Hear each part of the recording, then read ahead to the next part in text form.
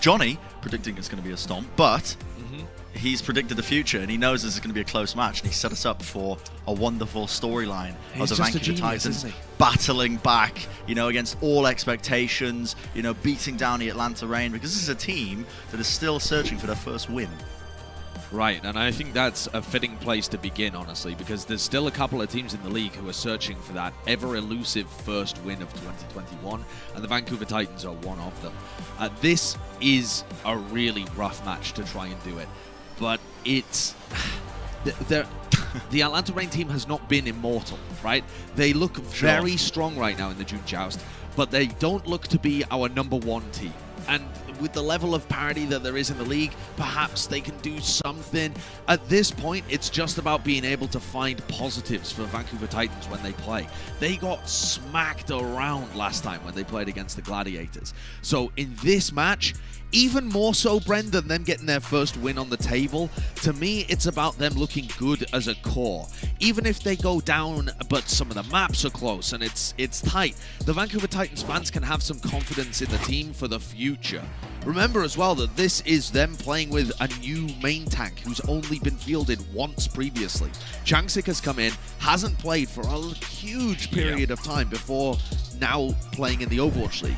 And that kind of stuff, it takes time. Especially the tank role, right? It's one thing that Toronto obviously getting a Spire in on a short-term contract and bringing him in and fitting him into that system, but a tank player, one of your tank players is, you're changing up so much about how you run the team, like during matches. It really does, I think, hinge on a lot of that, and finding that synergy is going to be so integral for this team. On the other side of things, the Atlanta Reign are coming out, and again, you got Kai and Pelican. This was our, I think, storyline when we were talking about these guys the other day. But this DPS duo, honestly, when the Atlanta Reign were playing against the Gladiators, it was this DPS battle that was occurring. And they are such a dynamic duo. These guys are so threatening when they're in the server. They certainly are. I mean, we've been talking them up all season long, and for good reason. The Atlanta Reign's DPS line, I don't even just want to say the duo, because it's not just Kai and Pelican. We might see Edison being subbed in at some point, though he doesn't normally make appearances in this meta.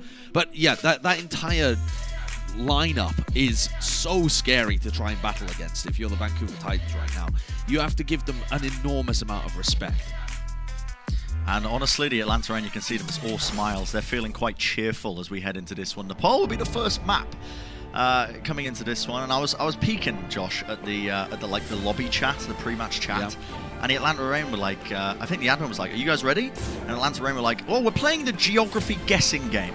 They were playing like a team game of, I'm not gonna say the actual website, but like they were playing the game where you guess the country you're in or the city you're in. Okay. So that's the kind of prep that they've got, the kind of confidence they've got coming into this match. And you can see it in their camps. I mean, they're all smiles. These guys, I mean, they might be coming into this. I mean, you know, Johnny was saying it's probably going to be a bit of a stomp, but, you know, is this a bit of hubris here?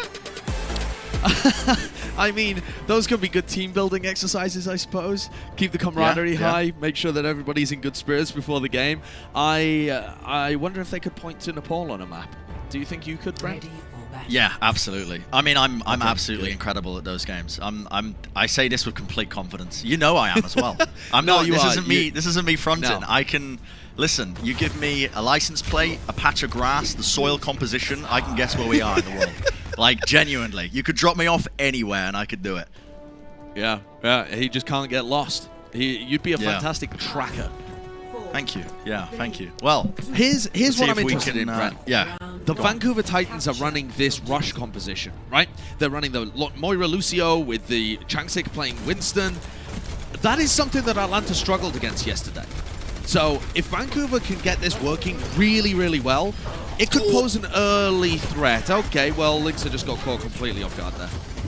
Did he not have the Wraith form? I'm not too sure. I mean, he potentially could have avoided the Halt, but that's a big kill, and already you see that D-Mech coming through. Changsik is down, and the Atlanta Reign. Oh boy, okay. That's a quick and easy little team fight. Hello, Lynx has gone over to Genji. He's decided Reaper is not the pick for him, and we're going for Genji Echo. This is a composition that not many teams have been running, but notably, I was loving watching the Dallas Fuel run a composition that was quite similar to this. Now, okay, it's one thing when it's Sparkle, another thing when it's Linksa. We haven't seen the Linksa Genji in quite some time, but it used to be, if we're talking way back in the annals of history, it used to be good. Yeah, used to be dominant. I'm sure he's been putting in the practice as well. There you go, trying to basically put a bit of that pressure into Iris, but shut down. A bit of a dive into the back line, the D-Mech on top of it. The Vancouver... Okay, Josh, a quick little question for you. You might not know the answer to this. The Vancouver Titans still doing that breadstick thing? That's a really good question. I think it was for the whole season, but I'm not sure. And for anybody at home who's lost, the Vancouver Titans were doing some kind of sponsor thing, I assume, which gave fans breadsticks if they went to a map 5. Yeah, I don't know. Are you trying to call it this early, Brent? There's no way. No. I'm not a two-team fight Andy over here. You know, I'm saying that the fight continues here because Gator's leading it in with a supercharge. It's going to be giving him quite a bit of damage. Try and pump in these shots. You can see Kai, and the threat of this is really just going to be pushing Vancouver away. They can't be playing into this one now. They're just going to be waiting it out. Finally, it fades, and then now they can start going. So the Coalescence is going to come through here from Rob. It's a lot of damage, but the Amp Matrix is going to be met as well. They can't play into this when the Deadeye's being held by Kai. Eventually, it's going to be fading. The point almost getting flipped over. Now the Blade comes through. Linksa trying to turn this one. Soundbarrier as well. Point not flipped over just yet. Linksa's trying to get value out of this one, but he's stunned up, and there we go. Taken down. Terra ends up using the duplicate there, and he has built up the tactical visor. 2 kills now as he fades out of the duplicate form. It's even trades all over the place. Jancic very, very, very low. Mass is going to be trying to chase him down, and they flip the point over, but ultimately it seems like Atlanta Reign, they've got the bodies necessary to try and flip this one over. Fried Wiener not going to be able to get back into the mech. And if we see the stall heroes coming out as the Vancouver Titans just try and touch this one. Fire's trying to get onto the point, keep that overtime going. We'll be able to do that. The mines as well, possibly turnable here. It's looking incredibly unlikely, Brent. The Vancouver Titans, they had one good opportunity to flip this in their favor, and they just couldn't stick the landing. That was a really close team fight, the one beforehand. The first one where you feel like Vancouver have a serious chance off the back of really Teru using the space that Linksa provided, but it's just not enough in the end. They're getting completely outclassed here in that first round. Tell you what some of the defining features of Nepal are, Josh, as well. Oh, please do. If anybody is trying to figure that out. This is one of the things that really does, I think, highlight how good the map design is in Overwatch as well, like the art team, and how good of a job they do. But like the mountain ranges, obviously, there's going to be a big factor in terms of that as well. So if you showed me, like, I don't know, like a still image, a lot of mountain ranges as well, that's tends to be a bit of a giveaway, I suppose, as well. Looking at kind of like the mountain ranges around, I don't even know what the mountain range is called, to be honest. So the Himalayas? The Himalayas, right? Yeah. Yeah, geography wizard over here. Something like that. Well, I mean, I'm pretty good, but I forget names of things anyway. Okay. Well, coming into this round, the Atlanta Reign are running a Reaper May composition, so it's very much similar to like the Rush or Brawl comps that we might have seen previously. And there's another halt. This is a mirror image of what happened in the first round. Linksa going down as the first pick off the back of a halt. Yeah, the halts have kind of been brutal. I mean, Gator, this is something that he's really, really good at, honestly, on the Arisa. He is, yeah. It seems like something that's not really worth gassing up, but the halts are so important in this composition in terms of comboing it with abilities and getting that value. Look at those icicles as well. Pelican, okay, just beating down the turrets in midair. Has the wall available. You can see a bit of pressure being applied now as the Vancouver Titans are trying to dive onto the other side of the point. That's going to be a freeze coming up. Terror goes down, and that's a wall. Transit cannot back off, even with the fortify. The tank line decimated. The Vancouver Titans back to the drawing board. Yeah, back to the drawing board completely there. Vancouver, they weren't really able to get a foothold in. With Linksa down and that damage removed, they tried to maneuver. They got a 3-man halt from Chansig, but there's no follow-up and thought process of how they want to enact on that advantage that they've set themselves up for. And overall, okay, we reset. They have the Amp Matrix with which to engage, but not a huge amount of damage that can really go through it since Linksa is on such a short range hero here. Okay, the teleporter broken immediately though. So that plan for the Vancouver Titans stuffed instantly. Yeah. And they can't step out of here. The Amp Matrix is too potent. That was a lot of damage on Massa. One of their own. Yeah, Oh, they can't might be find able to the convert kill. it into a kill. They cannot. The teleporter's still up though. They're going to be retaking the high ground control. The Atlanta Rangers backing off to the point now. They're ready to wait out these ultimates. Yeah, Kai's position. He's playing just Reaper, waiting by there. the way. He's miles away. Wait, here we go. Oh, that's what he was waiting for. The Immortality Field not able to save Rolf. Sim Shield as well will be strewn across the points just to give them a bit more damage mitigation. And it's the Atlanta Rangers coming back, winning the team fight. They seem to have just a very firm understanding of how to play this composition, and the Vancouver Titans are just a little bit too slow to adjust to a lot of what's being chucked at them. Yeah, very slow decision making. The pace and tempo is making a large difference. I don't think anyone's going to be able to touch here at all. Yeah. And the Atlanta Reign take, frankly, unchallenged map 1. There was one team fight, actually. There was a singular team fight where it felt dangerous, and yet Atlanta still managed to get the win. That is one of the most one-sided maps of Overwatch you will ever see. I mean, it's one of the most one-sided I think I've ever casted. Yeah, quite absurd, quite quick as well overall. And you can see the Atlanta Reign obviously still all smiles, laughing. Maybe a couple of the geography games in between the break. Who knows what they've got planned. But we're going to be going to a short break. So yeah, stick around, guys. We'll see if the Vancouver Titans have got what it takes to try and turn this series around, potentially showcase that they are capable of taking down some of the big dogs like the Atlanta Reign. Don't go anywhere.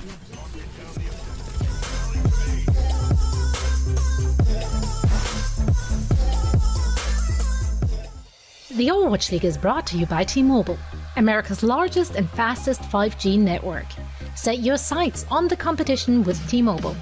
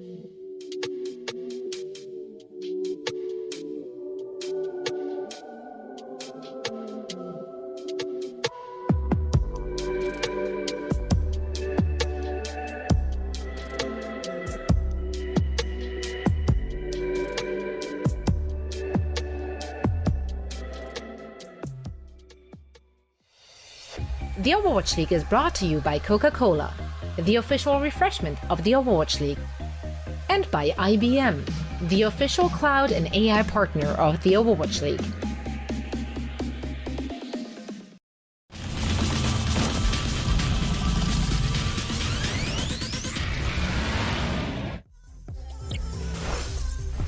Let's take a look at our player resume presented by Indeed, and we've got the fried wiener. There he is. In this picture, no mustache, no tucked-in jersey. This is a guy that, I mean, he's got a look, and he's gone for it. And honestly, I'll tell you what else would, I think, suit fried wiener as well on top of that. Like, the mullet. The mullet's coming back in, Josh. I don't know if you're aware of this. I have been told this. It's not something that I'm personally going to go for, but I agree, It would look pretty good on this guy. He's definitely got a certain look. I love the way he pulls it off. And also, Brent, it's his first time facing his former team of the Atlanta Reign. So since making that swap over to the Vancouver Titans at the beginning of this year, he has not yet faced off against his former team. There you go. You can see there that some of his statistics from when he was playing a lot back in 2019 as well, on the Diva, on the Roadhog, that kind of stuff. But yeah, it's been a bit rough for Fried and for the rest of the Vancouver Titans as well. But they're maintaining positivity. I mean, look at them. They're still smiling, still out here, enjoying themselves, even though they're 0-5 right now. We're missing a third of the team. True. I mean, I'm assuming Chancey can roll for not in tears, though. They're probably got a similar kind of emotional state. I mean, you got to always go into every match as well, thinking the possibility of you winning as well. I think it becomes harder and harder as you go on, though. Of course, yeah. I mean, I don't really have much advice, I think, for them. I don't know if they're going to be listening back onto this one, but as soon as you think that it's over, I mean, it is over at that point. And at the end of the day, we know these guys are quite talented. I think Chancey as well as an individual who's been kind of like coming and kind of forced and thrown into this kind of environment of the Overwatch League has been doing a serviceable job as well, considering the circumstances. But up against the Atlanta Reign, I mean, these guys, they didn't show any mercy in map number 1. It was absurd, and now they're playing this composition that they like to play. I mean, they're teasing a couple of picks like Farah. I don't think they're going to be sticking to this. So yeah, Atlanta Reign on this comp with the Orisa Diva. Oof, that's a nasty combo. It certainly is, and Vancouver are going to have their work cut out for them to be able to stop this once the momentum begins. He looks dangerous here out on the Widowmaker. Lynx has got a big task of shutting him down. He's stone cold. I don't think I've ever seen him smile, even when he's popping heads. Oh, that's a dangerous one. Getting quite low as well. You can see it requires a lot of discipline to play these Winston compositions. Vancouver Titans, if they overstep themselves by just an inch, you're going to get punished just like that. Yeah, and you can see Chancey tried to kind of support him, I suppose, as well. Wasn't able to do that. 2 early picks going away at the Atlanta Reign. Very, very early on. And now Atlanta just carry on all of this momentum. Kai's been able to find picks, that one into a halt, but he's been going for jump shots previously too. And Fried's going to get finished off by his former team so that he can't even touch the payload. This is some severe momentum. Good kill, but that one's going to get rezzed immediately anyway, so that doesn't halt anything here for Atlanta. They're going to keep plowing forwards. Now, if I'm thinking silver linings here for the Vancouver Titans, this particular section of Dorado, it's kind of brutal to try and attack through. They've got plenty of opportunities, especially playing around this high ground control, I guess, with the more mobile comps, to try and pick apart the Atlanta Reign when they're trying to basically push this cart through. And you can see them right now. As long as they're maintaining this high ground control, they should be in a good position. But they cannot afford to get picked off like that. Now they have the res available. They're going to be able to get Lynx back up. I don't think so.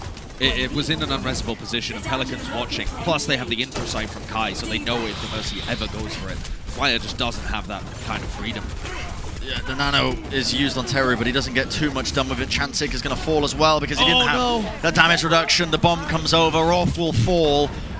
And Lynx on the Widowmaker. Let's take out Hawk, and we see the res come back up, so the back line is there for the Vancouver Titans, but Hawk is going to be also brought back into action. Now the supercharger from Gator. A bit more damage now to lead in the rest of their team as they are just pushing this car. It doesn't seem to be too much of an attempt to contest this one. Kai, he's trying to find one of these little angles to try and peek from. Sattelstruck comes over again. That's a supercharger taken out, and Gator's just trying to hold down this corner. Takes a ton of damage. with the Bionade applied onto him, but now the Amp Matrix around this corner, and the Atlanta Reign, they are not relenting in the slightest. The Vancouver Titans have just let this get pushed all the way to the end of the checkpoint. Chansik with the Primal Rage, he's desperate to try and do something, jumping around the map. Maybe he can put some pressure into Kai, but he's already fallen so low, and he will be removed, taken out of the game. 1.69 meters left to try and push this one. A last-ditch effort coming out from Teru as well. He's going to be the recipient here. The Anubis gets one kill, maybe turnable here. The Pelican be brought down. Yeah, the payload gets pushed in, and that's going to be the 5-minute time back now for the Atlanta Reign to try and do all sorts of dirty work. It feels like the universe is conspiring against the Vancouver Titans. In their one moment where Teru has a flash of brilliance, takes the nano boost, and the fight looks turnable, the payload just ends up completing, and nobody's there to try and contest it. It must be so hard to maintain positivity in these scenarios when you're just getting battered over and over again. The bomb over the top. It's just crazy. I don't know. The payload hasn't stopped moving, Josh. No, the payload has not stopped moving. I don't know how you maintain the positive mental attitude in the face of this. It's absurd. And now Kai, is there anybody going to be able to contest him here at the off angle? I mean, he's pumping in these shots. He's so close to taking somebody's head off. And there we go. Spoken into existence. Rolf will go down. Linksa though. Okay. Pelican will fall. They get the res off. Teru as well. Massa goes down. The Atlanta Reign have lost a lot of key pieces. Is this what the Vancouver Titans needed to try and get back into this one? Gator goes down as well. The Amp Matrix is committed. This is actually quite big for them. Pelican, though, with the cooldown. Kai is still alive. Kai is still alive. Oh, my goodness. 3 kills of him in the kill feed. Pelican going to begin out of the duplicate form, and that is the payload push right in. 3 minutes, 40 seconds. What is the fastest time on Dorado? Does anybody know? I mean, that's got to be up there. That's got to be up there. It is, Brent. We've just heard the 3rd fastest time on Dorado ever set in the Overwatch League. Oh, my 3 minutes 40. And there's just... Brent, this game, it feels like the Vancouver Titans...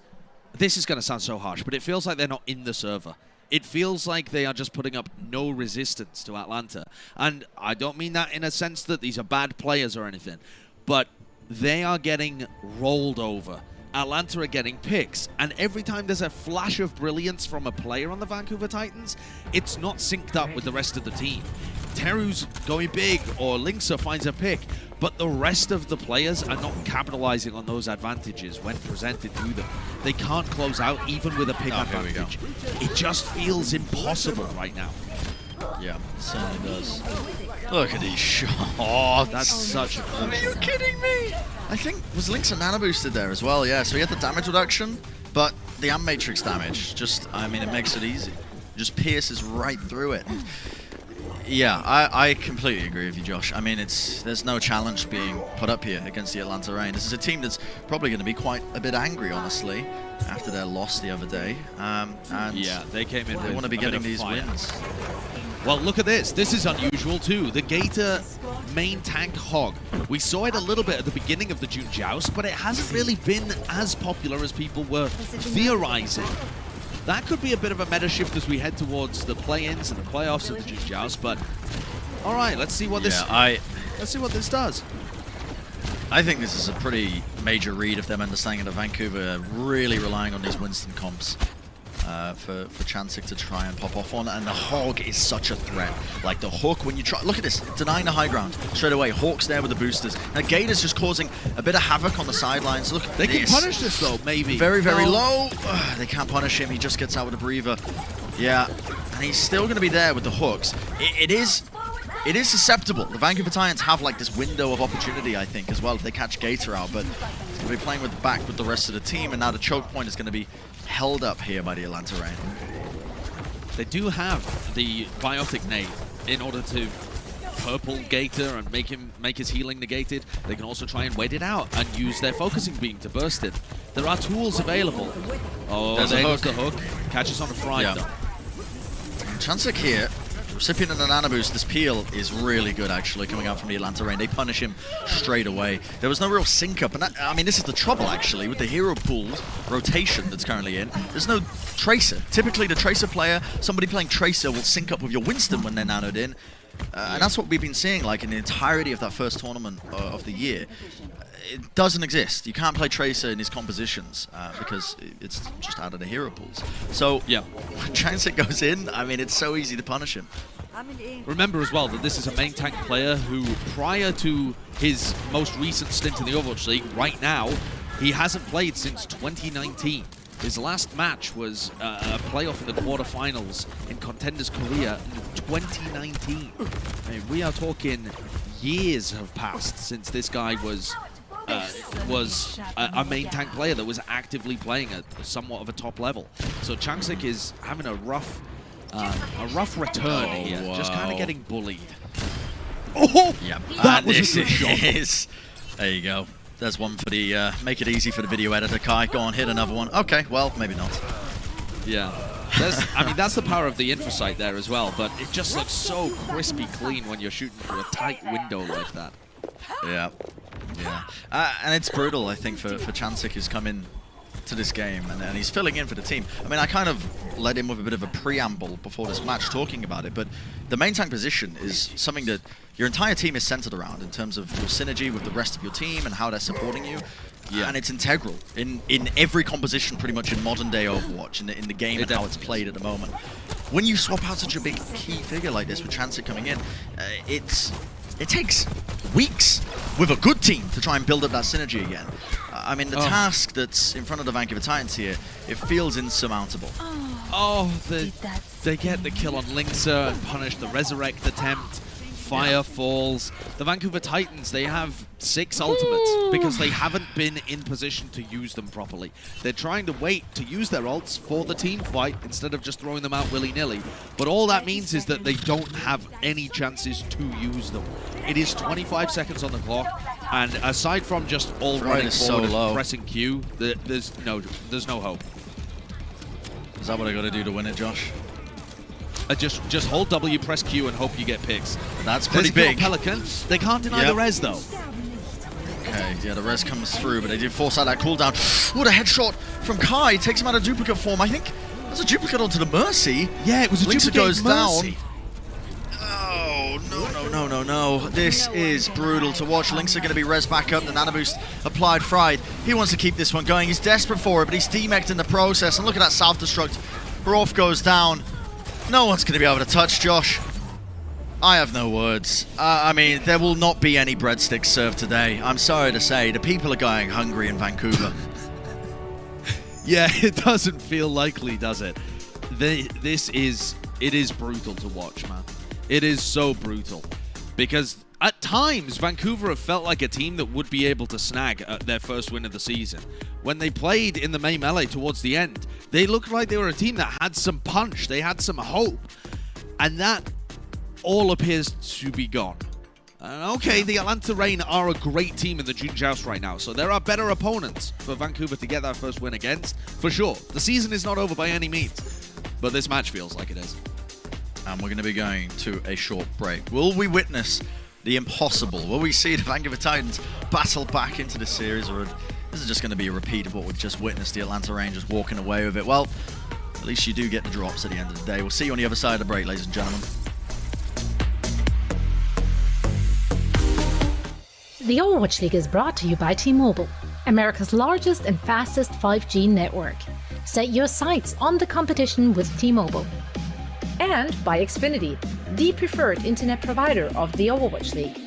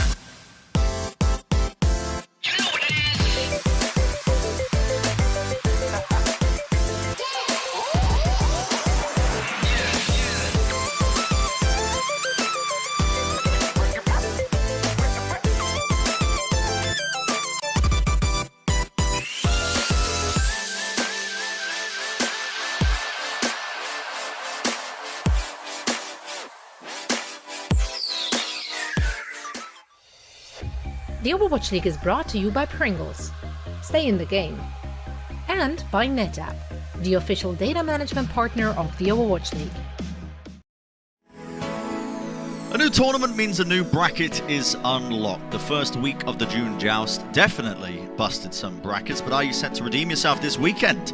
Go to pick'em.overwatchleague.com to submit your picks for next week's matches. And I will say this, Achilleos, who was leading, got a bit complacent, didn't submit his predictions for whatever reason, and now he's like, oh well, I could always earn it back. Listen, Seth, put your money where your mouth is. Get your predictions right, because currently I think me and Avril are like tied second in terms of the highest talent when it comes to our predictions. Were you predicting this though of our power rankings of IBM Watson, Josh? You know what? I wouldn't have predicted this, to be honest. The way that the power rankings with IBM Watson in terms of the roles have played out are really interesting to track throughout the season, because it's the whole season. And when we as analysts tend to think about things, we think about things in terms of just the meta that's occurring right now. So seeing these kind of collection of players, and then Iris and Massa slotting in here as well, they're performing pretty well. The Atlanta Reign supports are doing their jobs. They're performing well. I don't think they're taking control of the game very often, but just the way in which they're able to play around the opposing team's attention and the space that is created from their tanks in order to get off like big clutch resurrects, or for Iris to have these really well-timed amp matrices. They do have a really nice play specifically for the June Joust. And yeah, we could see them creep up the table a little more. Certainly could. And we're heading over to the Temple of Anubis. The temple. Would you be able to point to this on a map? Probably, yeah. I think the architecture is a bit of a giveaway. The weather as well. The soil composition, for sure. The soil. So the really soil is a big so much aspect. as sand, is it? I mean, yeah. I guess it would be soil, wouldn't it? Is soil the same as sand? I don't think it is. I think so. Like I've been getting on I've been getting on a lot of like lawn care TikToks at the moment, like with a lot of, maybe it's like a sign that I'm turning like 40. And apparently one of the major keys is, I'm not 40 by the way. I'm not there yet. I mean, I hope close at least. Yeah, not that there's anything wrong with being 4. I'm just insulting people out there. Sorry about that. Yeah.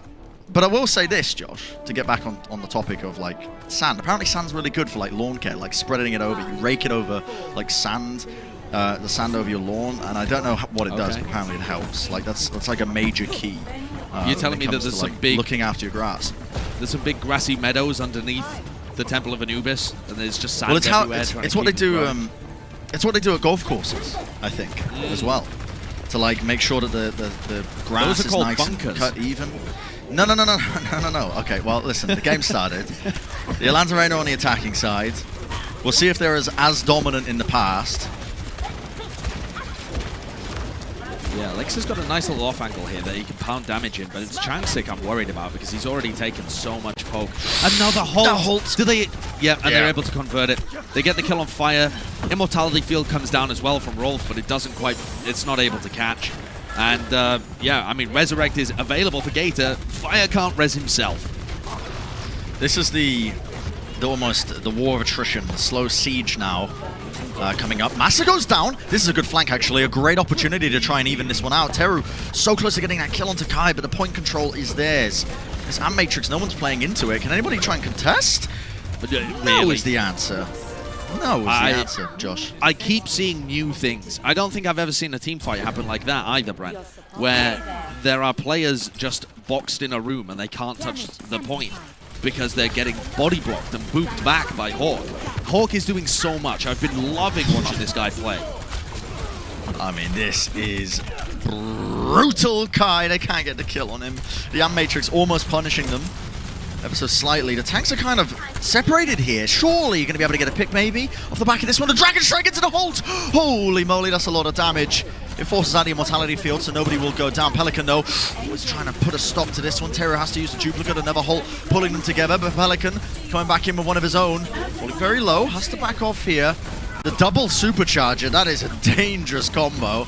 And the Vancouver Titans, okay, a team fight win on the board.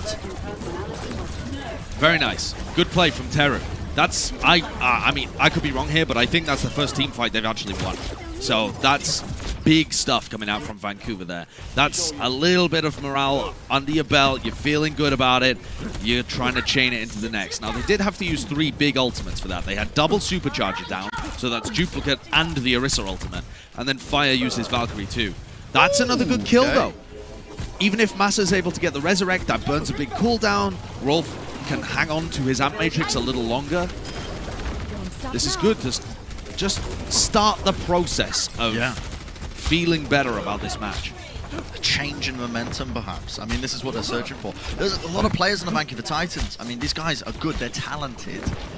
We just haven't quite really seen it work in terms of the synergy of the teamwork. Definitely. A lot of players on the Vancouver Titans were former Atlanta players. I mean, when you're thinking about Fried Wiener and Fire, you know, like these guys were previously on the Atlanta Reign, and they've played within systems like this. Exactly. We know that these guys are capable of more. We just need to see it now. The Dragon Strike is going to be cutting them up. Sneak Mortality Field, the halt into the sticky bombs is brutal. It does so much damage to them. The Dragon Strike as well. It's going to be splitting them up, and now they can put a lot of their focus right onto the sidelines. Linkser and Rolf are going to be finished. They're down. They're out. Now Pelican just waiting, holding onto it. The duplicate goes down. The shield as well, ripping into them there. Absolutely shredding them. Terra's going to be able to get that supercharger down. The halt actually gets 8 up there, but I think it is almost inevitable here. They have a couple of bodies that they can throw onto the point as the Vancouver Titans are stalling this one. Fried Wiener taken out of the mech. Just trying to, again, just dump bodies on to keep it going potentially, but way too strong. The Atlanta Reign are in complete control, and that's going to be 3 minutes is what they're working with here.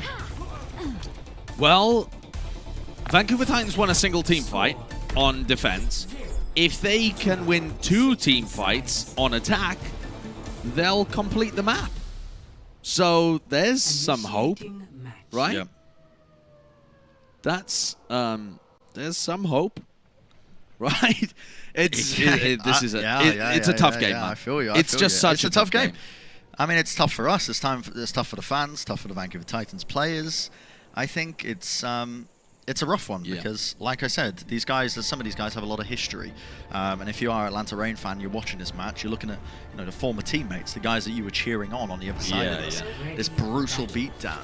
And you want it to be at least a little bit competitive. You want the Vancouver Titans to show some signs of life here. Get back into the series, maybe.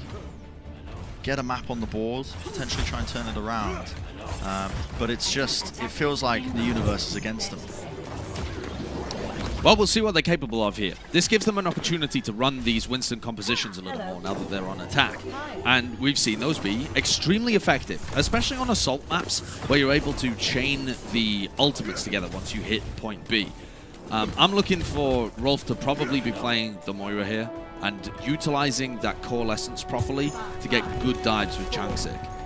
So this is by no means done. And Linkser's Genji, I was going to say I'm here for it. Turns out he's playing the Reaper anyway. I want to see the old Linkser Genji. It bring me back to 2016. Yeah, I mean, it was a while ago, wasn't it? It was a long time ago. It might have been more like 2017, but it's been a huge amount of time since he played that hero a lot. Yeah, when it was a regular staple, I think, of the hero pool. Yeah. The Vancouver Titans have gotten into this for free with this kind of rush composition, and they've avoided taking a lot of damage and taking any casualties. Chance is going to be trying to create some space with that leap in, but he's punished immediately. Taken out, as I believe that was the halt into the damage boost. Terra's going to try and do some work, but not enough. Still, getting some traded out kills. That's ideal, but no one to really put a stopper in Kai because he is just a monster. Really just decimating. And here's the problem. They're getting staggered. They're getting staggered now, these final couple of kills, which means that they can't push off the advantage of killing Massa, killing, I think it was Pelican as well. They're already back in the team fight. They're already back ready to defend for the next time up. And the other part as well is, watching Changsik and Teru dive in there, it just, I mean, it was a suicide mission. They just jumped into their own deaths in a desperate attempt to take out Massa with them. That's not an effective way of winning these fights. It implies a lack of understanding in how to win in this meta. Coalescence is used to try and, I guess, push them away, and it just only gets them through the choke point. Pelican cashes terror as well. Caught him. Gravitic Flux is going to be used with the dive engage. The Vancouver Titans, I mean, they cannot withstand that in the slightest. Chancing is going to go down. And, yeah, inevitable is the word of the day, I think. They got a tick. They've nearly got 50%. So, all right. They managed to sneak something away from that. You don't necessarily have to win a team fight in order to capture the point. You know, you might be able to try and get it via subterfuge, which appears to be the method of play for the Vancouver Titans. Yep. Stealthily make your way onto the objective. No Sombra, no Tracer in this hero pool, and yet still managing to flank and get ticks for free. Can't play the invisible hero. No, that would be pretty good, wouldn't it? All right, they're going to pass through the right-hand side here. There's got to be a Coalescence engage. They need to just take a little bit of poke, build up Rolf's Coal. Oh, lordy. They've spotted this, They've scouted this. Yeah, the Vancouver Titans are aware, so you don't want a Dragon Strike out. It's going to get ate up by Fried Wiener, but this Dragon Strike is going to cut them across, and that is a perfectly placed Dragon Strike into the Holt. Chantic is gone and done, I guess. He's a Don. He might be a Don as well. Why not? Yeah, that's. And this is going to be the team fight's over. It's done. It's finished. And you can see that because Vancouver Titans are playing so slowly, Atlanta Reign know exactly what they're going to do. Right? It's really obvious that they're going to speed boost engage there with the call, and so Atlanta have already come up with a plan and find the perfect timing to execute it. The Holt into the Dragon Strike. And you could see that Kai took like 10 seconds to set that up. If Vancouver play with a little more pace, which, okay, they were waiting for the Coalescence in that scenario, but if they play with a bit more pace, then Atlanta don't have the room, the time to make those decisions.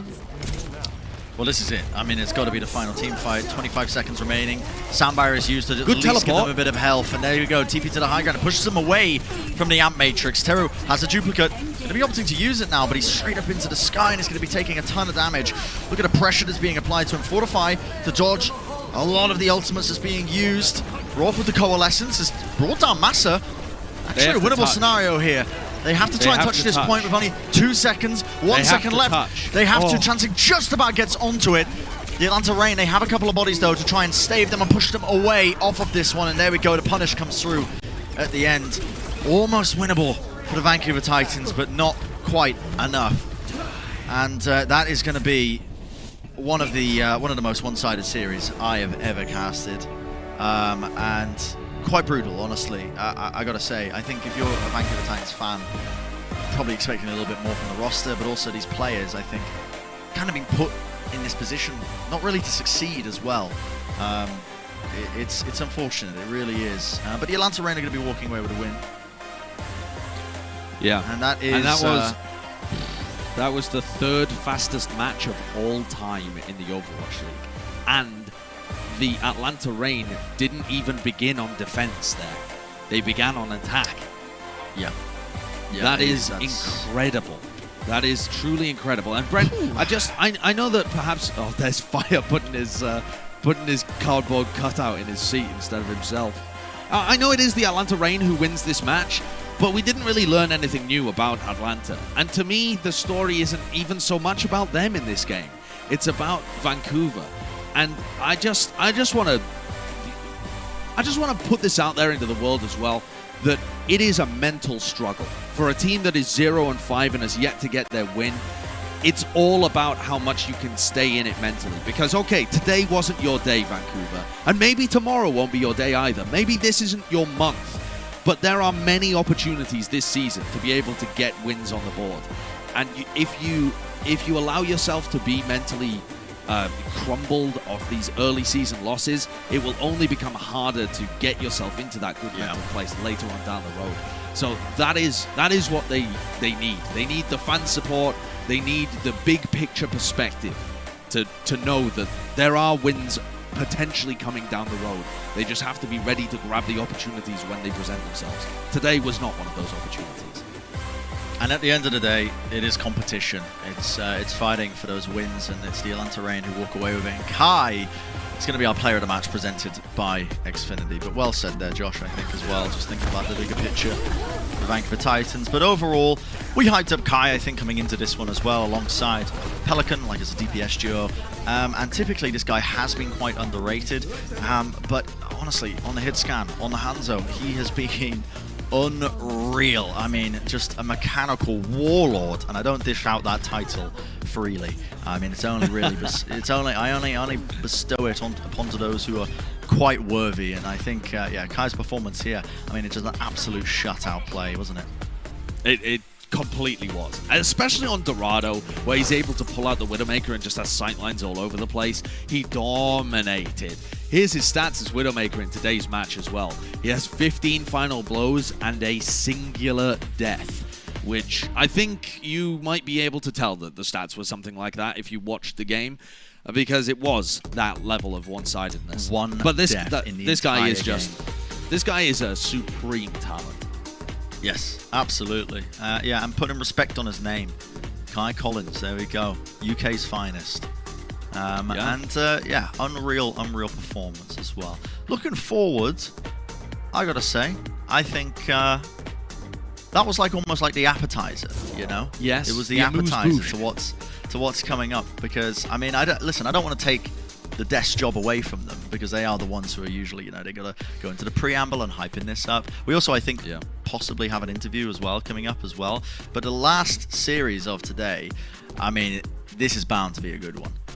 If the last series of the day, Dallas against the Shock, is as one-sided as this game, I never said one-sided. No, I know. That's what I'm saying to the fans. If it is one-sided in any way, I'll be floored. I expect that to be a slobber knocker with both teams just taking chunks. I think it's going to be a fantastic way to end today. Absolutely. We're going to go to a short break, and obviously on the other side of that as well, hopefully we'll have that interview for you. And of course, the last series of the day, you've all got to be looking forward to that one, the San Francisco Shock versus Dallas Fuel. That is going to be picante, quite spicy, I think, indeed. So don't go anywhere, ladies and gentlemen. See you on the other side of the break, and yeah, we'll see you quite soon.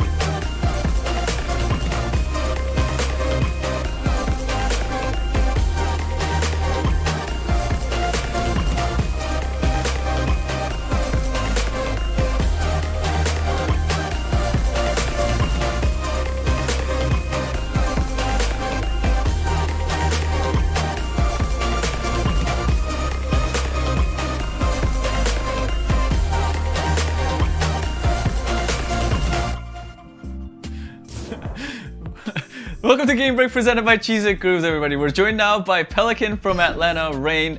Pelican, congratulations on your big win today. 펠리칸 선수 인터뷰해 주셔서 너무 감사드리고 오늘 승리 너무나 축하드립니다. 안녕하세요. 감사합니다. 안녕하세요. Alright, so as the June Joust takes its course, we're seeing more teams opting for the double shield comp. Are the Rain sort of worried that they might not be able to rely on the rely on one of their strongest looks with Widow and Echo anymore? 첫 번째 질문은 이제 6월 토너먼트가 쭉 진행이 되면서 어떻게 보면은 이제 조금 더 팀들이 투방벽 조합을 좀 더 많이 쓰는 것 같아요. 그걸로 인해서 아무래도 이제 펠리칸 선수가 에코 선수이기 때문에 또 이제 아틀란타 레인이 어떻게 보면은 좀 위도우 또 에코 이런 조합을 좀 많이 써서 투방벽이 좀 많이 더 나오게 되면은 좀 그거에 대한 좀 걱정이나 이런 게 있으신가요? 지금 투방 대 투방 하면은 걱정이 별로 없는데 이제 다른 조합이 나올 것 같아서 그거를 어떻게 잘 대처할지 그게 좀 걱정이에요. 다른 조합이라고 하셨는데 다른 조합이 좀 어떤 게 나오실 것 같나요? 윈디 루모, 다이브 조합, 러시 그런 게 나오면은 살짝 걱정이에요. Okay. So as of right now, Pelican says that he's not too worried because double shield they've been dealing with it, so he's not too worried about that. But he's worried about newer comps with Winston D.Va, a new variation of dive that might come out, and that might cause a problem for the Atlanta Rain. I'm actually going to sort of follow up on that because I believe if it's a Winston dive and if you're running a double shield comp, isn't it sort of easier to counter that composition since you have you guys are sturdier and you guys are going up against a dive. 방금 펠리칸 선수가 말씀하셨던 거에 조금 더 제가 여쭤보고 싶은데 아무래도 좀 새로운 좀 모습의 다이브 형태의 조합을 상대할 때에도 걱정이 되신다고 하셨는데 어떻게 보면 그래도 투방벽을 쓰면은 그게 조금 더 그래도 좀 싸우기가 좀 더 쉽지 않을까요? 아무래도 투방벽이면 조금 더 단단하기도 하고 이제 카운터를 치기가 좀 더 편할 것 같은데 왜 다이브에 대해서 조금 더 걱정을 하시나요? 단단하다고 생각들 많이 하시는데 쉽게 좀 잘 무너져가지고 이게 팀워크가 잘 맞아야지 단단하기도 하고 다이브 쪽에서 팀워크가 잘 맞으면은 투방벽도 쉽게 무너집니다. Right. A lot of people think that yes, of course, if you have two, if you're going for the double shield composition, you might be sturdier. Yeah, sure, but there's also downside. You could also fall very easily. If one hero hero dies, and everything just falls apart. So everything just sort of comes to the teamwork of that team. If your opponent is a very strong team that has a very good understanding of a dive composition, then they could dive you in, and you will literally just fall apart. And also, if a team on the other hand is really good at double shield, then they could sort of be that sturdy sort of game style, play style, and sort of withstand that dive composition. All right, thank you so much. Let's move on to the second question. Atlanta Rain with 3 wins and 1 loss, I feel like there's a good chance that Atlanta Rain will probably be in the knockout rounds for this tournament. Well, Pelican, is there a team that you sort of expect to see in the knockout rounds other than yourself? 두 번째 질문은 이제 3승 1패로 이제 아틀란타가 아무래도 이번에 넉아웃전에 굉장히 들어갈 확률이 굉장히 높아졌는데요. 펠리칸 선수가 이번 넉아웃전에 좀 보고 싶은 팀이 있다면 누가 있을까요? 저는 휴스턴이요. Houston Outlaws. 이유가 있다면? 피기 선수랑 많이 친한데 떨어뜨려 버리고 싶어요. All right. So Pelican says that he really wants to go on a fight against the Houston Outlaws because he's really good friends with Piggy and he just wants to dominate Piggy in their match. All right. Thank you so much, Pelican. Pelican 선수 너무너무 감사드립니다. 감사합니다. All right. Let's head back to the desk. Thank you so much, Danny. Congrats once again to the Atlanta Rain. And I believe it was the first time we actually saw Pelican walking and talking, right? Oh. Wasn't it? I don't know. Did we interview him before? I can't recall. We did. I think, we did. We did? I think it was. Oh, I have a memory of a goldfish. Okay, yes, well, I'm pretty sure we did. It's only been a few weeks, but it's been a long season. Don't care. I loved it. We talked to a lot of players, yes. We really do. Yeah, I couldn't recall, so I was just about to say it's great to get that insight from one of my absolute favorite echoes in the league, and very interesting insight there as well, so thank you so much, Danny. Now, hear me out. So far, this day feels a little bit like we had 2 opening acts and both only played half a song. So I very much hope that the main act tonight is actually going to give us our money's worth, even though we didn't pay a single cent to watch these games. But still, I want this next match to be close. I want it to be going on for longer than, you know, a blink of an eye. However, that still has to wait for a few more minutes, as we do want to hit quickly onto that Vancouver and Atlanta Rain match. Costa, I mean, when the casters just summarized the game, they did say we didn't really learn anything new about neither Titans nor the Rain. What was your takeaway? Was there a takeaway for you? Well, yeah, I don't think we learned much about them in game, but I learned a lot about the Vancouver Titans just as a team moving forward. We saw Chungsik come into this lineup, instead of taking that opportunity to sort of build a fresh start, get new synergy, find a new style to play the game, they feel like they're just sort of floundering, and it feels like they don't care. It honestly feels like they don't care that they're losing, that they're getting blown out of the water, and that is a slippery slope to go for in the Overwatch League, because this will not be the first 3-0 sweep that we have if they don't start getting hungry. They don't start looking like they're absolutely distraught that they just didn't cap a single point in an Overwatch League match. If that doesn't matter to you, there's no coming back from that, and that is what I'm worried about from the Vancouver Titans. I want to see them start putting some heart and soul in it, wearing it on their sleeve and showing that they deserve to be in this league, because right now, none of these players really do. So I want to see better things from the Vancouver Titans moving forward, because I don't want to see this team just go 0-16 in the league and just sort of walk through it. So I want better things. I want to see them working harder and putting effort to being an Overwatch League team. And I really hope, because we see that from other bottom tier teams. London Spitfire is a team that you just see them. They care so much about every single loss and they want to be better. That's what I want to see from Vancouver Titans. Yeah, I mean, it sounds harsh, but it is coming from a place of love and from a place of wanting them to succeed, right? So, you know, take it for that. Now, it's Crunch Time presented by Cheesy Groups once again. This Crunch Time, well, we hope that it's going to be a crispy and crunchy match, because it's actually a rematch from the May Melee knockouts, when the Fuel quote-unquote upset the Shock 3-0 en route to the May Melee tournament. Guys, what are your expectations for this one?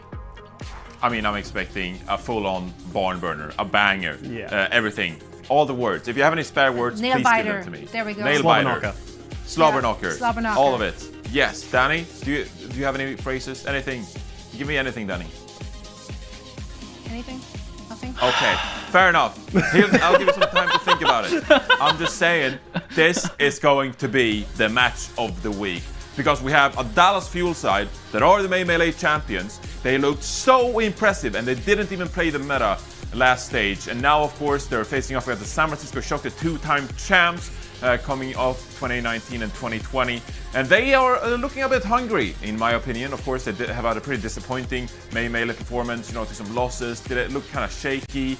But now, going into this stage, they are slowing things down a little bit. We're seeing them on more Orisa compositions. We're seeing some of the standout performers again back to their former glory a little bit. So I feel like we're going to have an incredible match on our hands, with the May Melee champions, Dallas Fuel, going up against one of the most storied and successful franchises in Overwatch League history. So there you go, Zoe. This one's going all the way. I'm calling it all the way, okay? I'm so worried. Is it just me? I'm so worried that this is going to be an absolute disaster, one-sided affair now. No. Because every way. time, I kid you not, every sick. time we're hyping things up like that, it falls flat.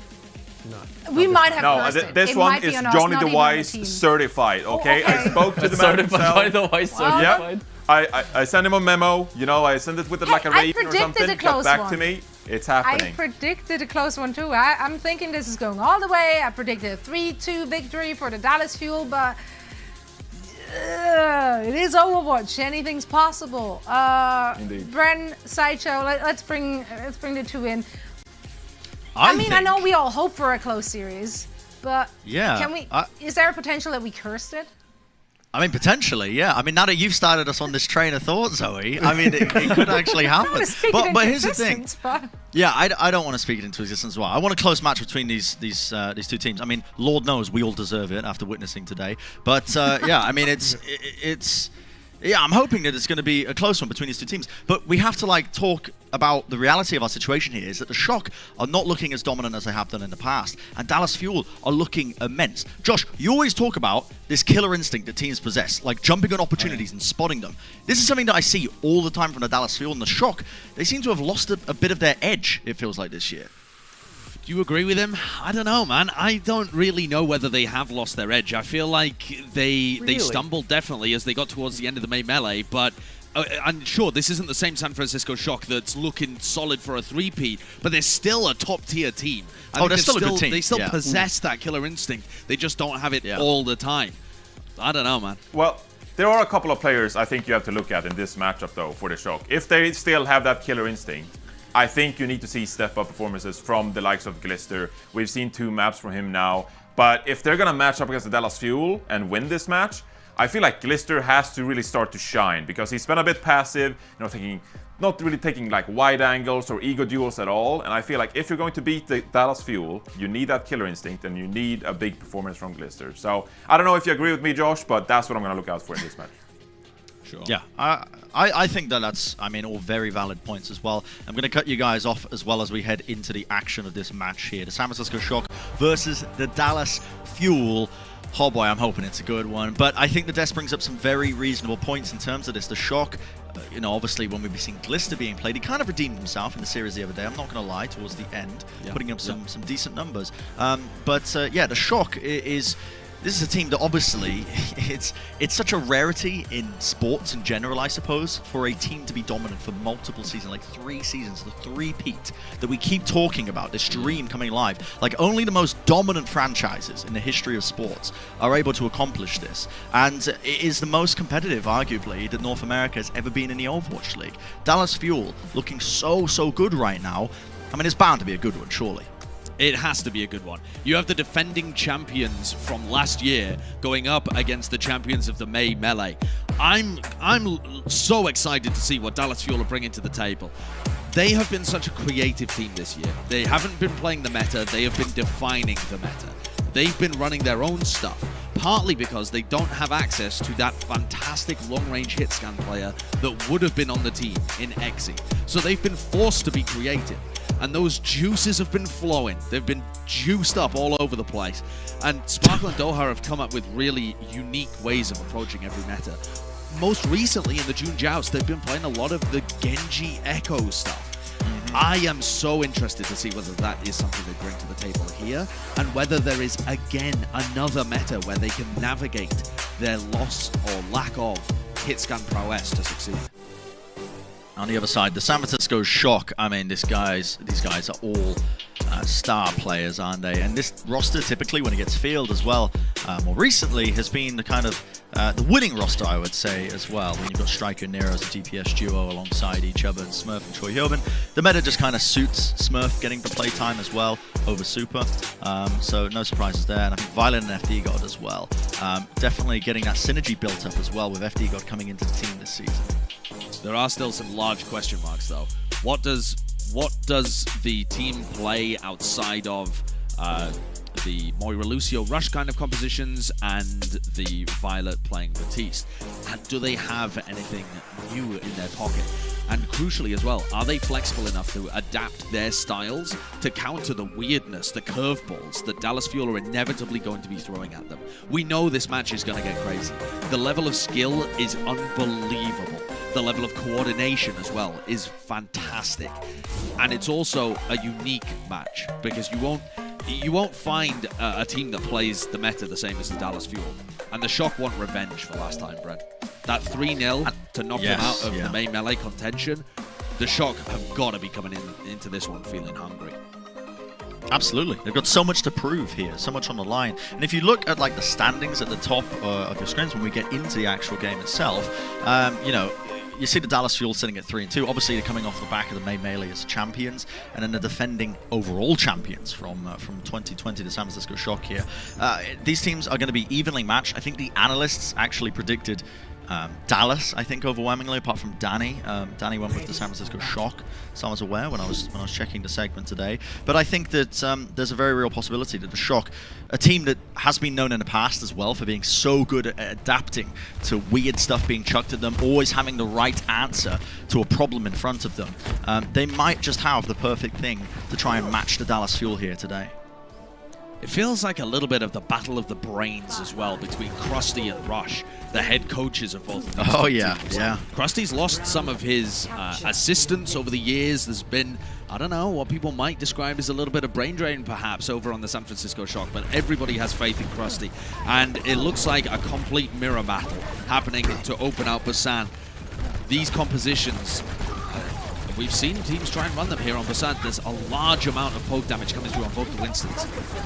Yeah, you can see the beam here of Nero just trying to basically chunk down any of the members. Big dive comes into the backline here by Smurf and using that bubble to cut up a lot of the damage. Sparker's trying to put a bit of punishment now into Smurf for leaping in, but back to the safety of the teams. No kills on either side. Fielder so close as well as Violet to these coalescences, and they're going to be traded out here on both sides, trying to use them to edge, but no one has gone down. Sound barriers from both these teams as well. You can see how evenly matched they are, but eventually something's got to give, and Choi Hyobin getting demeched is one of them. Taken out by the South Destruct as the bomb goes over, and now the duplicates as even more ultimates are expended.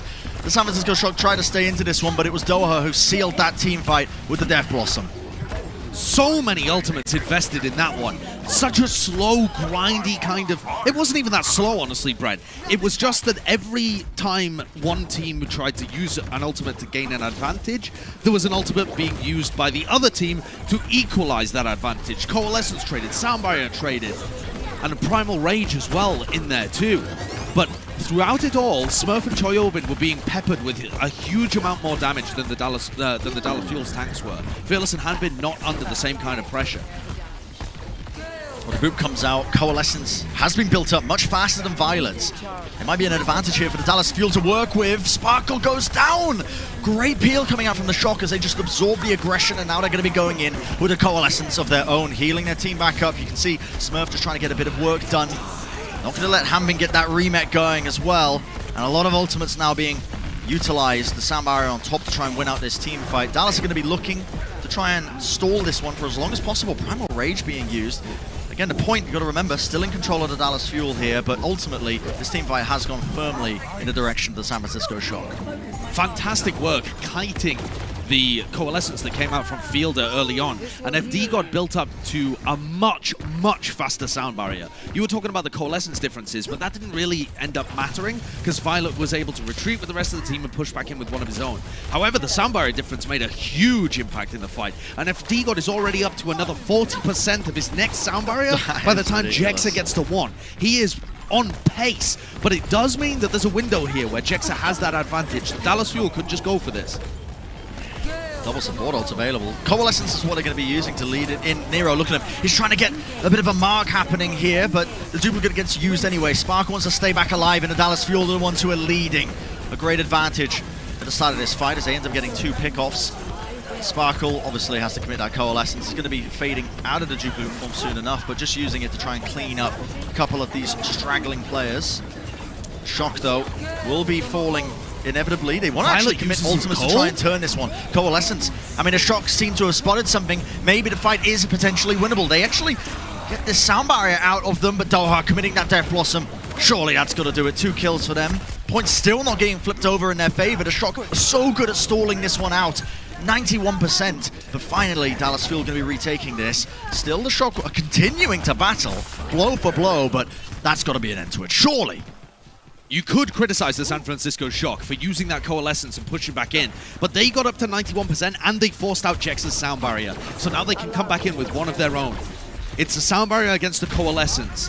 This really just comes down to how they're able to get this engage off. Do they get a clean engage? Can they get value out of the Sound Barrier, or will the Dallas Fuel just kite and push back in with their own call? How ready are the Dallas Fuel?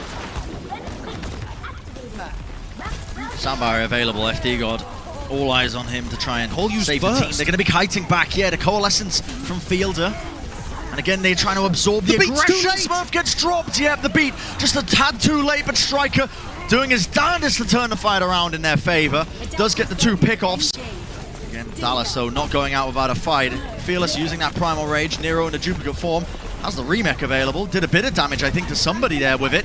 And now he's going to be trying to put the pressure onto them. Double Divas on the field. So difficult to try and fend off the San Francisco Shock. They're bringing it to the overtime here. Violet with the Coalescence is going to be enough to try and mark down any sort of targets that might be remaining on the side of the Dallas Fuel. They desperately want to fight this one, but Sparkle will trade it out in the end. And this overtime is going to go down. Round number 1 going to the San Francisco Shock. How close and how even are these teams? Yeah, this is amazing. Both of these teams running mirror compositions at such a high level, trying to disengage from each other and bait out ultimates, trying to push back in and get great engages, prodding pressure on tanks, diving backlines. It's all been there in just that first round. And the difference maker is that even though Smurf got dropped on that engagement, even though he died without the beat being applied to him, Striker came in with a huge impact. His Reaper changed the tide of that round and locked it in for the San Francisco Shock. When I would have said, honestly, Bren, that Dallas Fuel were ahead. I don't mean in terms of the capture percentage, but I mean in terms of which team felt like they were more comfortably in control of the tempo. That's knocked things around. Yeah. And again, same mirror battle. The teams are clashing immediately, not relenting in the slightest. And both of them are just trying to spot that one weakness. It's a battle of inches, essentially, just trying to find these tiny openings to capitalize off, because the teams, like we've been seeing, are so evenly matched. Neither side really getting chunked down just yet. It's a bit of poke on either side. His cooldowns are starting to get expended. Sparkle Troy seems trying to take these slight off-angle. Sparkle so low. Violet building up the Coalescence, and it goes down immediately. He's trying to heal up the rest of his team, though. He's kind of been split across. Doesn't get to use the Coalescence for a lot of damage, and that is the opening that the Dallas Fuel have jumped on. It wasn't a great Coalescence from Violet. He was trying to basically keep his team up the entire time. And the Dallas Fuel did a great job of just kind of pulling back and then engaging back in with their own ult. They simply were not ready to fight with Coalescence there, and they had a worse positioning. They had taken enough early damage onto people like Striker and a little bit of chunk damage onto Choyobin as well, that they had to retreat. And that was such an awkward position for Violet to be in. When he uses that Coalescence, Striker's teleporting into his own backline to escape, and the rest of his team is not ready to engage. All sorts of discoordination. Sparkle is using this duplicate just at this choke point, has built up this. Okay, the self-destruct comes through very quickly. Nero taken out of the duplicate form, and now Dallas leading it in with the sound barrier. That's going to be a lot of health on the board for them. And it seems like it's going to be an easy team fight win as well. The Shock are going to be going back to the spawn room, rethinking how they want to be fighting this one. They do have choice self-destruct to try and push into this one, but Dallas, Josh, look at the ults. Yeah, so many to work with. They're going to be able to respond with Coalescences. Those can battle off against each other. And really, I'm taking a look at the Reaper ults on either side is what I was going to say. Up at the top there, though, Fearless pops his Primal Rage and is just scattering them to pieces. Okay, Doe ends up using the Death Blossom. Everyone is so low on the San Francisco Shock, and Fearless with the Primal Rage ends up beating down Smurf, taking him out of the fight. Striker still holding on to this Death Blossom, wants to find an opportunity to use it, but look at him, he's being hounded by the tank line, and with that defense matrix in his face, unable to really utilize it. Dallas Fuel still holding a very strong position here, and they're going to try and cut off any of these players. Nero might get caught here. So low. Look at that peel come in from Choi. 80% though for the Dallas Fuel, and they're holding strong right now. It's this self-destruct as well. If they go for something aggressive off the back of this, if Hanbin can find an opportunity to scatter people, it's all about breaking up the core of the San Francisco Shock. Look how quickly they are to react. They're taking so much damage coming through that choke point. Sparkle's going to be using this duplicate. Gives them a bit more fighting prowess on the point itself. Coalescence going to be utilized as well. Violet wants to try and keep his team back alive. Self-destruct's now coming out from both of these teams, or at least I think that's two self-destructs on the side of Dallas, but it will not matter. Striker is the one to close it out. That Death Blossom getting an immense amount of work done, as well as those Hellfire shotguns just ripping through the opposition. So finally, San Francisco Shock will flip this point back over in this round.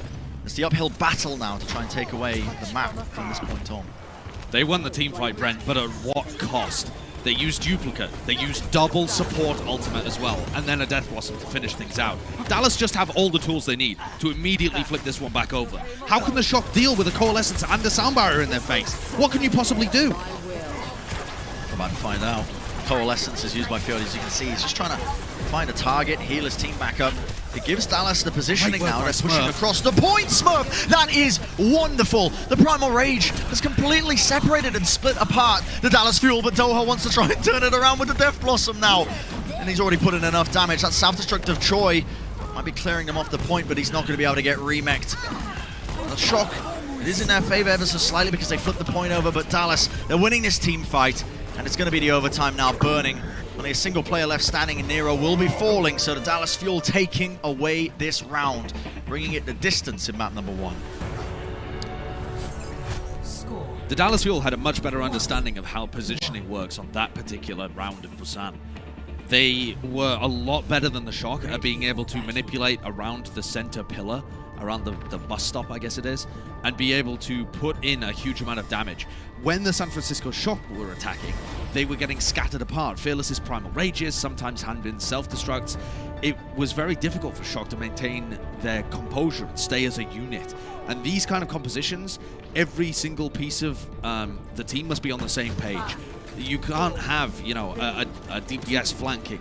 You can't have an Echo and a Mercy like flanking around the side and doing their own stuff and taking duels in the air. This is one unit, one hive mind clashing.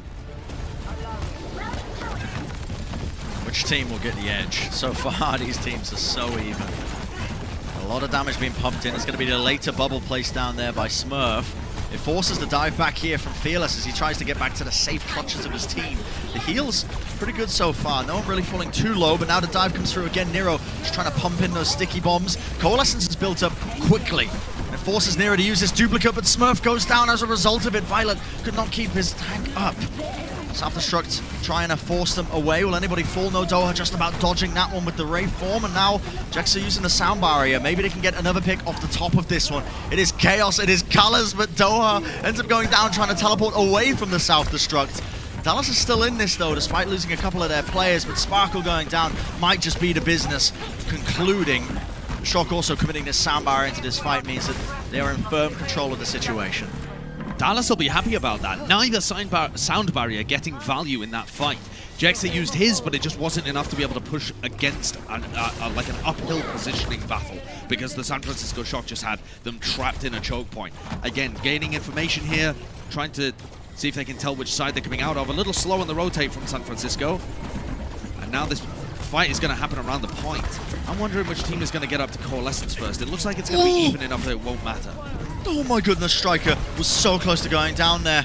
It's actually forced Dallas in. They're going to be committing the ultimates. Fearless wants to use his Primal Rage to turn the fight. Choi taken out. Smurf's got to try and clutch this one up. He uses the Primal Rage, but Dallas is still in this, healing their teams up, and Sparkle remeked up, flipping the point over for them. Now they're going to be trying to look to regain this high ground control of both the divas of the Dallas Fuel. Just putting in a tremendous amount of work. Doha sealing that one as well with the Death Blossom. That's more than enough. So the Shock, okay, they recognize. Straight back to the spawn room once more. They do have some ults to work with here. They do, but again, it's more about position. What you're trying to do with these compositions is that you're trading damage for positioning, or rather, you're trying to do damage so that you get better positioning, because the other team is forced to back off, otherwise they'd end up getting chunked down. Look at this, teleporting to the back, the Death Blossom again! Oh, they've been so good from Striker. He has been Mr. Consistent this entire time. The kills are flooding from him. Look at that dodge as well for the remake. That is incredible by Striker. He's finding so many opportunities to just flex on the opposition. And again, he's going to be looking for this next kill as well onto Sparkle. He will find it. The Shock.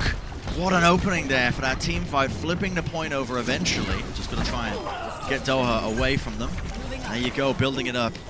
Josh, I am just in awe at the pace from both of these teams and how close they've been.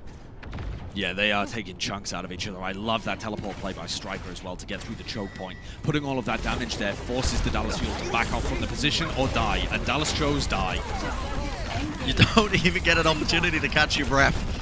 Team fight continues. The Coalescence is used. Yep. Fielder looks to try and heal his team up, but look at the sound barrier. Will it be enough damage? Oh my goodness, there's so much chaos happening in close quarters, but Smurf surely is going to be able to get value there. The Primal Rager catches Jexa.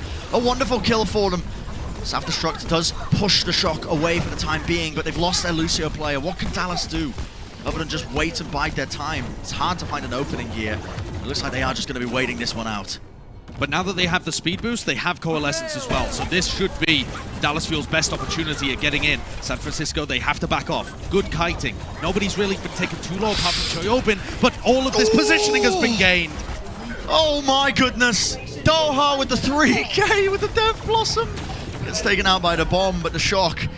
It was a cutesy little effort from them to try and kite back with the speed boost, you know, avoid that Coalescence that was coming their way, but it's the heroics coming out from the DPS on either side that are really deciding a lot of these team fights.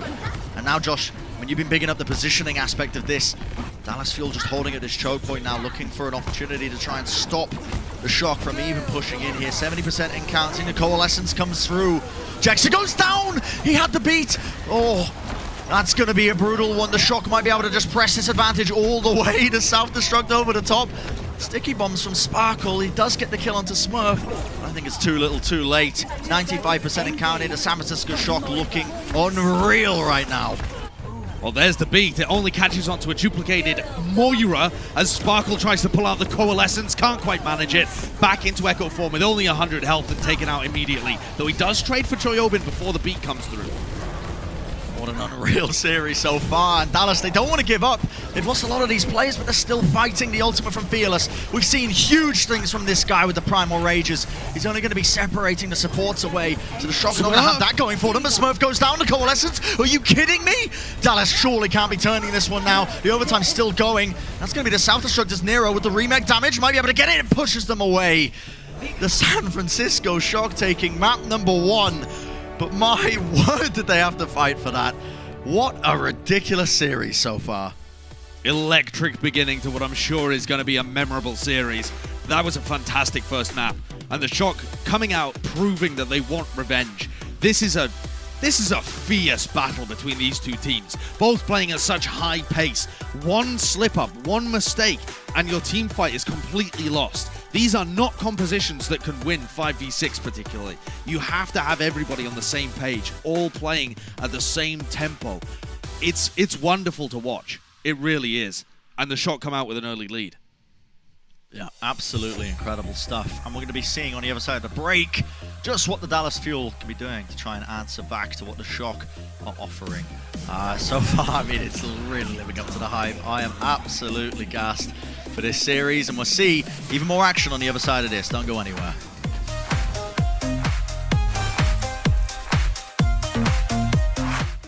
The Overwatch League is brought to you by T-Mobile, America's largest and fastest 5G network. Set your sights on the competition with T-Mobile.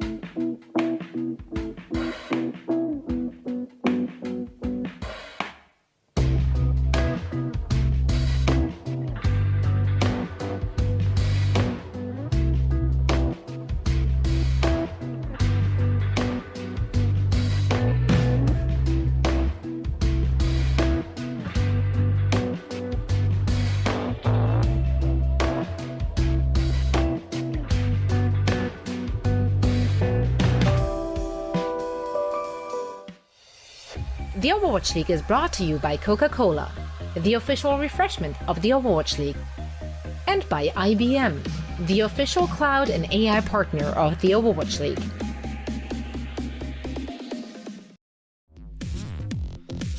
Welcome back, everybody, from the break, and here's our power rankings with IBM Watson. As you can see, we've got Fearless and Hanbin obviously sitting pretty at the top, the winners of the May Melee. If you're wondering why Super's here, well, it's because this was taken coming into the week, and Super was obviously the predominant player that was playing on the San Francisco Shock for the May Melee. So that's why he's there. When this gets updated, we might see some of these rankings shift around, change a little bit.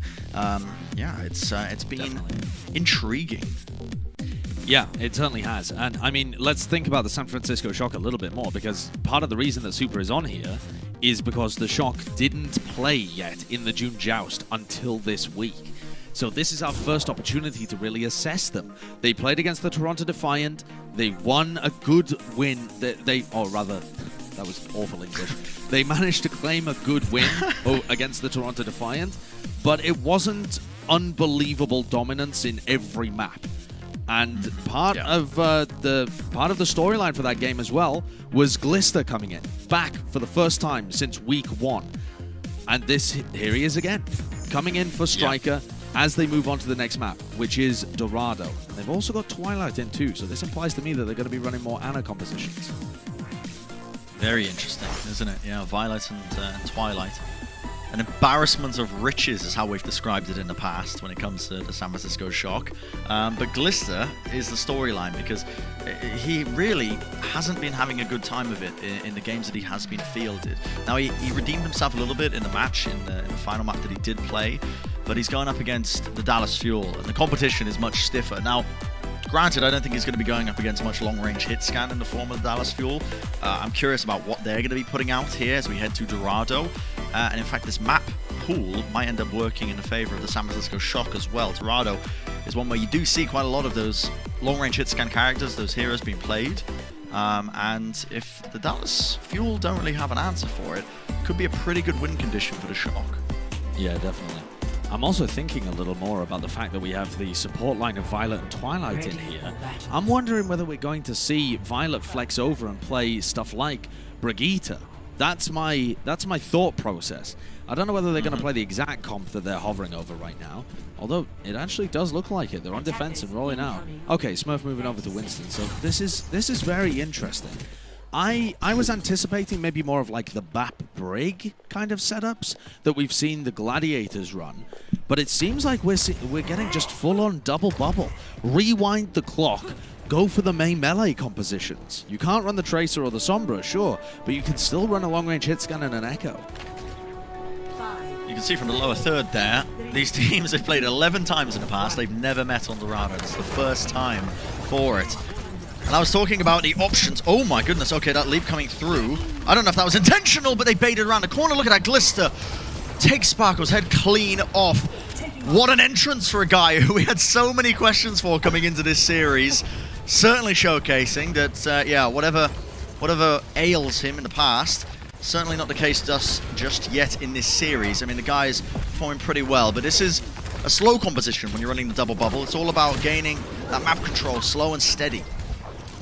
Certainly is. And slow and steady is not going to be really the name of the game for the Dallas Fuel, though, because they have a Genji and an Echo who are going to want to try and get value out of going for a bit more of a hard dive style of the double bubble, whereas Shock are going to want to slow down the pace a little bit, do poke damage to the tanks, which is what they're doing so well there onto Fearless. He was going to look for an engage, but has to back off. Thankfully, no Zarya bubble was used, so they don't have to wait for a large cooldown like that. And Sparkle's only up to 40% of his ult. Okay. Ultimates are committed though. Nano boost onto Hanbin. of all people. Just trying to get the picks there, but Nero, I believe, managed to do some dirty work onto Jexa in the back line, takes him out. It's going to be traded, but yeah, you can see that this comp really does rely so much on the cooldowns because Dallas is still trying to fight this one, but Nero putting up some huge numbers as well, getting a pick-offs onto the backline, essentially staggered out. He is going to get taken down though, as Doha is going to be man-marking him off onto the side, onto the flank there. So a window of opportunity now for Dallas. That is a large window of opportunity. Yeah, the Echo is down, Duplicate off the board as well, which Nero would have had up for this next engagement. So this is going to force San Francisco to use ultimates. First of all, the infra site, which Dallas are going to want to try and kite. This buys time for Nero to get back in the fight with them as well. And things are going to stabilize a little bit here. Obviously, on the other end, we're looking towards the ultimates for the Dallas Fuel. A Primal to be able to engage, and then they also have Duplicate with, of course, the Dragon Blade from Sparkle. And we've seen what this guy's capable of so many times in the past. A lot of pressure being applied. Then Anubis is coming out here. Smurf gets the pick off onto Doha, caught up into the choke point. That's going to be not ideal for them, but Sparkle's using the blade to try and turn this. He's been battered back. The bubbles are good, but look at that coordination. Cashing him into the side. Nero trying to make something happen here as well, as he might be able to bring down Fearless, who dove a little bit too greedily there into that fight. The grab is committed from either side. It's going to be catching up a bunch of these members, and ultimates are still being committed. Big Bionade catches onto Nero, keeping him out of the fight, but now Jexa coming in with the rally. Falling quite low, though. Needs to be careful in case he gets chunked down, but has the team to back him up. So it is that war of attrition. And so many things happen there. So many ultimates and abilities got traded out.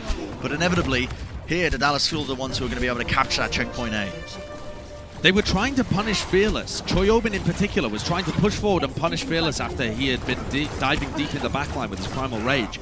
And instead, Hanbin just found Choyobin, caught him in a grab, and wiped him out. That's a large amount of the damage gone for the San Francisco Shock. And to be honest, Bren, after that first pick, they've navigated Glister's threat really well. Dallas had to bust a huge amount of ults to be able to take checkpoint A, but they got it, and there's 3 minutes now on the clock. So if they can continue doing that, where, all right, they only have one opportunity when they build up the ults to do it, but if they can start closing these out, this map is going to slowly but surely make its way towards the finish line. And Glister's playing such a dangerous game. Obviously, Sparkle playing a Genji is going to be one of the main threats, I think, to that long-range hit scan. Glister's just trying to take these aggressive angles, something that I think people were quite critical of, and he's found the opening kill there onto Doha. When Fearless went in with the nano boost, well, he's not going to be able to get any sort of kills with it, because Doha's usually the one who's going to be syncing up with him. He wasn't there in the fight.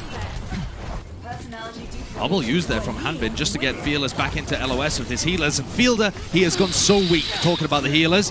Fearless gets bashed up there as well as Nero, with the nano boost applied onto him, hunts for damage. But nothing really happening there for the Shock. Both these teams doing such a good job of absorbing a lot of that aggression coming through. Sparkle taken out though. Fearless wants to try and turn this one, but what a Bionade! I mean, that was a 3-man from Twilight, and he has set his team up for success. Understatement of the century there. I mean, that is just an instant win condition. That was a fantastic Bionade, and also Glister finding 2 kills in the middle of the fight. A body shot onto Sparkle and a headshot, I believe, onto Hanbin just seals the deal. Not only did you have that Bionade, which is a huge win condition in itself, but Glister's popping heads from long range. Yeah. Take a look at the replay as the next team fight gets ready to set up. Here's where he found it from. Flank angle through the back. It was so important for this guy to have a good game. Oof, and he's certainly showcasing it. Yeah, and he's finding these aggressive angles. Oh, and the Duplicate, whip shot off the high ground, pushed away. He's not going to be able to get back up there. The Grav committed there from Choi, but Smurf is busy dealing with this pesky problem. The Genji Sparkle wants to try and take him out because Sparkle has the blade. The nano boost! The blade not being committed. This might just be turned around. Oh! Smurf tries to get out. What a shot from Glister! He's taking these such unorthodox angles, and they are just not ready for it. The high ground still being controlled up, and the damage, look at it. It's just being outputted from every single direction. And Dallas are left wondering, shaking their heads from side to side. How do they approach this particular problem? Well, there's the one answer. way. Sparkle pulls out the legs. The Soldier 76 has been locked. He goes down, but at least that's some kind of threat, and Glister goes off the board just for a moment. Bren, I want to talk about that Nanoblade, though, that came out from Sparkle. He was a couple of health points away from killing Smurf and getting his dash reset, and he just didn't get it. Smurf had been able to hold on just for a moment, and then Glister lands this shot. Look at the angles he's taken. He is so free to do this kind of stuff. because there's no hit scan on the other side. They need some kind of threat, and Sparkle's going to try and be that. Oh, Shock going to be going in with a double Winston, though. Lay it in. That's going to be the grab from Hanbin to try and catch them up. But it's not enough to convert into the kill. And Nero, okay, he's built up the Primal. Just trying to remove Sparkle out of this fight, trying to practice up those Primal Rage mechanics, falling very low. Has to back off before the duplicate fades. Dallas not out of this just yet. In fact, this duplicate, will he be able to take him out? Yes, he will. Sparkle goes down as well. I'm not sure where Glister is on the map, but definitely putting in that consistent damage still. Dallas trying to turn it. It's going to be 2 kills on either side now. And Anubis finally going to be fading there. Fearless just trying to retake his breath, I suppose, onto the cart. Just trying to divide them up as well. Violet solo has to shield bash away from this fight. Cart still being pressured up. Smurf falling very low. Backed off. What a whip shot from Violet as well. Fearless, he just can't get any value. That's another one as well from Violet. He is finding enormous value in the team fight. And the San Francisco Shock, they slam the door shut in Dallas's face. Checkpoint B will not be theirs. What a defense from the Shock. That is phenomenal stuff. But it's all coming back to the core issue that Dallas don't have anybody to contest Glister. Fearless has his hands full. They're not playing Winston Diva. They don't have that extra tank that can go and pressure the Widowmaker. It's all down to Fearless, and it's just too much responsibility for that singular main tank. They need some level of threat on the map to be able to stop Glister being so free. The flanks he's taking, the positions he's going for, you'd never see that in a game where there's an opposing Widowmaker or an opposing Ashe or McCree or whatever. Yeah. No, you're absolutely correct. We're starting to see, I guess, a wedge driven between the weaknesses of the Dallas Fuel in terms of like their composition and what they like to play. This is one of those times where we're seeing the Dallas Fuel. I mean, we've been praising them for taking these unorthodox approaches with their compositions, but the Shock have come in with a really good game plan, and I've got to give immense credit to Glister as well, the guy who's making it all happen. The guy who we were kind of thinking, is he going to be able to perform at the highest level against a team like the Dallas Fuel when we've seen this guy? I mean, he's been having some bad maps in the past, but comes in today. I mean, that was unreal. And a lot of it, just the space being created. I mean, that checkpoint B is so big, it's so wide, and it often felt like Dallas was scrambling at times. But now we're on the attacking side here, Josh. And it is a different ball game, I think, for Glister to try and take some angles when you're on the attacking side. We also get to see the Violet Mercy. What a pick to start things off. Sparkle doing a backflip in the air, and he's sent 6 feet under. That is an opening pick if there ever was one. Violet Mercy, though, right? We've seen this guy play Brig in the past, but I can't really recall him playing Mercy for the team very often. So this is a new one in his wheelhouse. He seems like he's just playing everything this year. The McCree, the Echo, all of his normal flex support heroes, and now everything that a main support can play, too. Bubble committed. Smurf, again, just trying to create a bit of space, and he's made it happen. Nero, though, slept up onto the side. Took out Doha, but that's going to be an easy kill, traded out. But while they were focusing on that, the res comes through as Violet got Smurf back into the fight. Sparkle in a bit of trouble, has to just back off for a bit of heals to be topped back up. And now he's going to be looking to apply that pressure onto Glister, who's in the back line, make sure that he can't get those free angles that he's been doing in the past. Dallas leading in the fight, Jexa goes down, and the sleep dart onto Fearless. The nano boost is completely taken out of the fight. Glister with another one. This is ridiculous.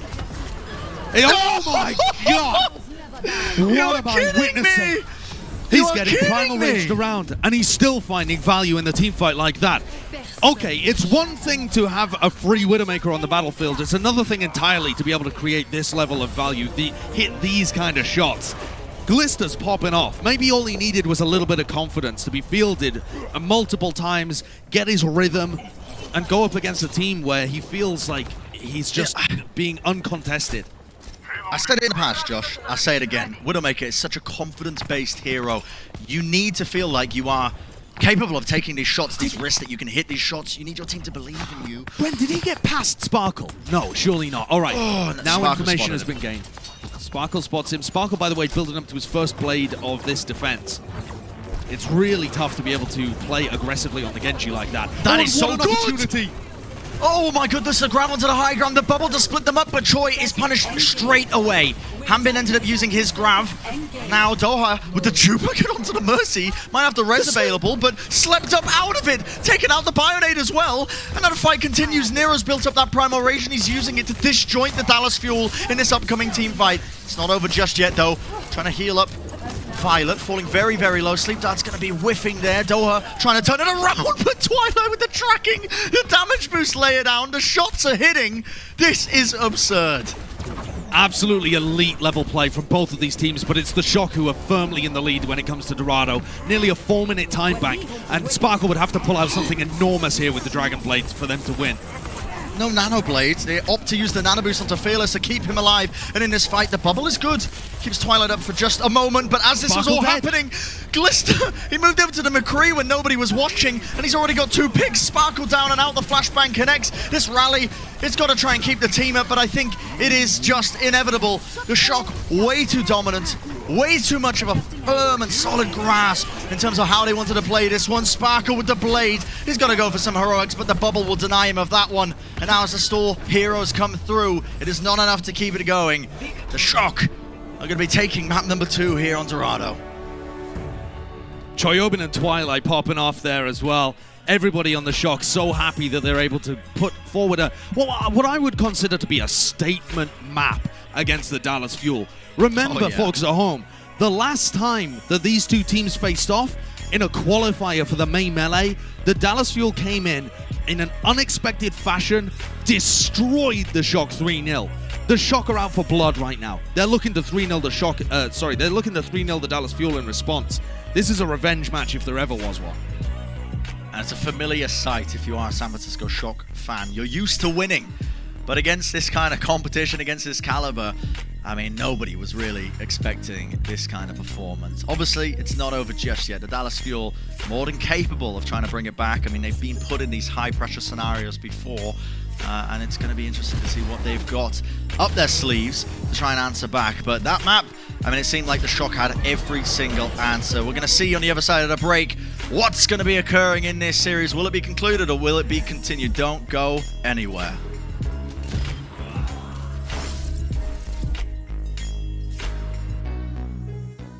The Overwatch League is brought to you by T-Mobile, America's largest and fastest 5G network.